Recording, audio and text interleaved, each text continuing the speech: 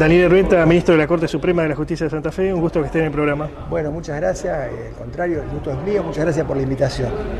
Bueno, la justicia santafesina está en el ojo de la tormenta, está en boca de todos, producto de presuntos casos de corrupción que se están investigando de fiscales, ¿no?, que estarían relacionados a los mismos. ¿Qué se puede decir de la situación de la justicia de Santa Fe? Estos son casos aislados, es una suerte de lógica que toca a la justicia. ¿Qué es lo que está pasando? Bueno, en primer lugar, desde una perspectiva personal, una situación bastante triste, lamentable, porque uno conoce prácticamente a todos los protagonistas, obviamente por la circunstancia de trabajar prácticamente en los mismos lugares, por compartir espacios incluso a veces universitarios, de modo que verdaderamente desde ese punto de vista muy lamentable. Desde el punto de vista institucional, bueno, una situación grave, que obviamente se está investigando, como usted bien dice. Veremos cómo se desencadena o cómo termina esta investigación, pero ha sido un golpe duro porque obviamente no es común que quienes tienen que estar a cargo de la investigación de un hecho delictivo sean sospechados de haber intervenido. De cualquier forma, yo quiero rescatar, porque esto es como la mitad del vaso lleno y la mitad del vaso vacío. Claro.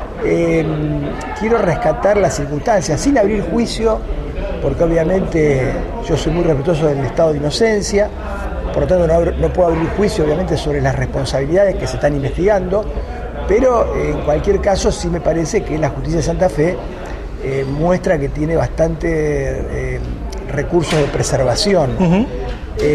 No es común en el resto del país, no es común en otros poderes que existan tantas investigaciones. Nosotros hemos tenido prácticamente en lo que va de la pandemia, cerca de 3 juicios políticos pedidos a magistrados, con distinta suerte obviamente, porque a veces se pide un juicio político y no hay responsabilidad del magistrado, otras veces sí. Permanentemente estamos generando mecanismos de control sobre la gestión de los funcionarios, y bueno, esta situación también en alguna medida se pone a la luz porque la reforma procesal penal en la provincia ha generado un sistema mucho más visible, mucho más transparente. ¿Ha sido positiva la reforma penal en este sentido, desde el 2014 hasta la fecha? Sí, la reforma hay que hacer una aclaración. La reforma ha sido muy positiva, tiene muchos problemas, hay que modificar y mejorar muchas cosas, pero el balance es netamente positivo, aunque hay 2 formas de medirla. Una forma muy simple sería compararla con el sistema anterior. Claro. Si uno compara con el sistema anterior, le diría que la reforma ha sido extraordinaria, porque no hay guarismo, digamos, en que pueda ser superado el sistema actual por el anterior. Pensemos nada más en la tasa de esclarecimiento de homicidios dolosos. El sistema anterior estaba en el orden del 22-23%, una cosa tremenda. Hoy ya estamos cerca del 55-60%, cuando en los países desarrollados están cerca del 90%. Claro. Cuidado. Pero quiero decir, nos falta incluso todavía. Pensemos en la transparencia del sistema. Pensemos que en el sistema anterior al juez usted no lo veía. El juez estaba adentro de un departamento. Muchas veces el que trabajaba el asunto era un sumariante, que no era el juez. Había una delegación de funciones que es muy grave, porque la independencia del juez es una garantía del ciudadano. Claro. No es un privilegio del juez. Y yo quiero que a mí me juzgue un juez, no un secretario o un sumariante. Hoy el sistema de audiencias públicas hace que el juez esté de cuerpo entero presente y no hay forma de delegar. Es decir, ahora ¿no le ha quitado un poco de poder al juez en este aspecto? No, porque el juez, obviamente han ganado mucho poder los fiscales, por eso viene muy bien la observación. Estos sistemas, que son sistemas obviamente, en alguna medida el sistema que quería la Constitución, son sistemas que en general están en los países anglosajones, etcétera, el fiscal tiene mucho poder. Siempre hay que desconfiar del poder. Este es un consejo. Claro. Antes teníamos que desconfiar del poder del juez de instrucción, porque el juez de instrucción era un hombre, bueno, y pasa en la justicia federal, el juez de instrucción casi no tiene control. Ahora tenemos que desconfiar de los fiscales. Ahora hay que desconfiar de los fiscales.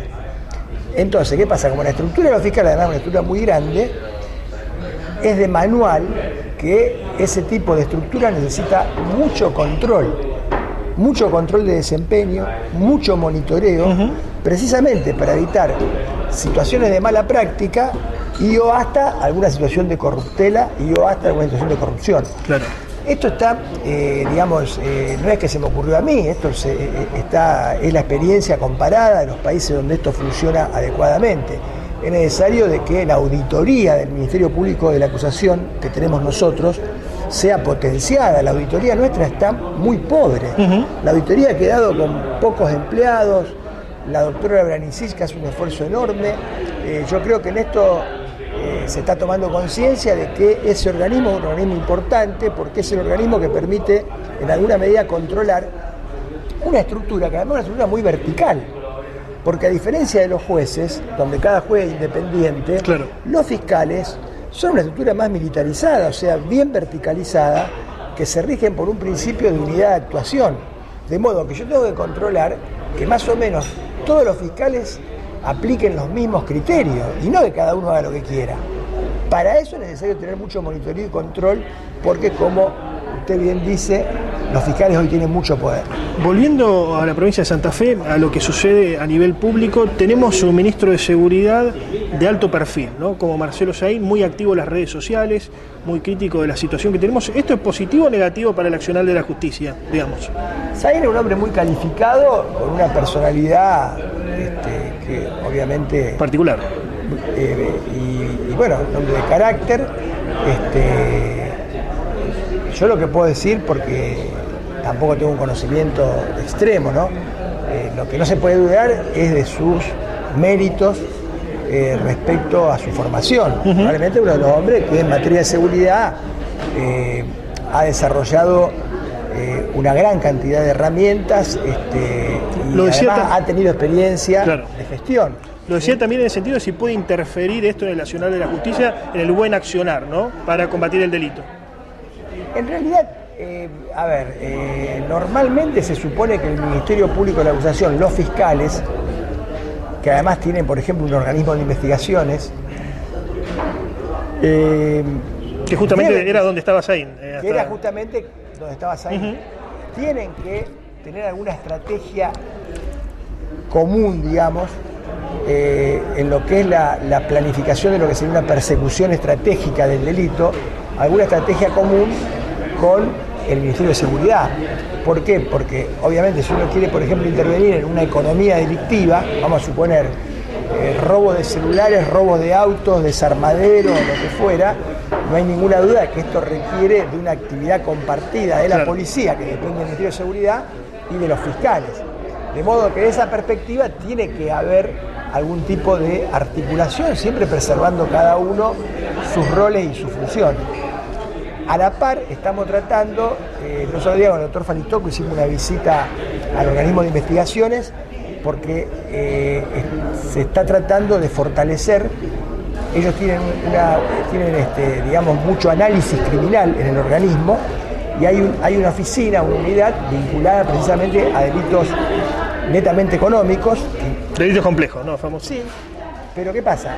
Tienen que aumentar los recursos porque en este momento tienen 2 contadores, un licenciado en administración, otro que hizo una maestría vinculada a temas de finanzas, tienen equipamiento, pero ese tipo de estructura hay que potenciarla porque precisamente hoy, y con toda esta revolución tecnológica, se necesita, digamos, justamente de este avance tecnológico para poder obtener información rápida, para poder cruzar la información, para poder armar esquemas, etc.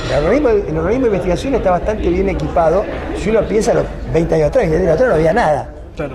Hoy agarran un celular, lo te sacan absolutamente todo. Es más, tienen equipamiento de última generación. El otro día estuvimos haciendo una visita, quedamos, si bien yo tenía referencia e información, pero ya verlo en terreno y ver cómo se procesa la información es muy importante. Pero bueno, ahí sí yo creo que está el camino. Cuando uno piensa en la inseguridad, cuando uno piensa en combatir estos flagelos como el narcotráfico, el lavado, etcétera, no hay que pensar tanto en el Código Penal. Vamos en vez de 20 años pongamos 30, 40, porque eso es fácil, pues yo agarro un papel, un lápiz y digo en vez de 20 pongamos 30. No, hay que pensar en soluciones reales. Las soluciones reales pasan por tener una buena capacidad de investigación del delito, que eso es una de las grandes falencias que ha tenido la Argentina a través de la historia. Tenemos que incentivar precisamente los mecanismos de control y aumentar la capacidad de investigación del delito, lo cual tiene que ver con desarrollo tecnológico, con profesionalización, con capacitación y fundamentalmente con darnos una política de buenos de mejorar las condiciones, digamos, profesionales y las condiciones de ingreso del personal que se dedica a combatir el delito. Daniel Herbeta, muchas gracias. No, al contrario, gracias a usted.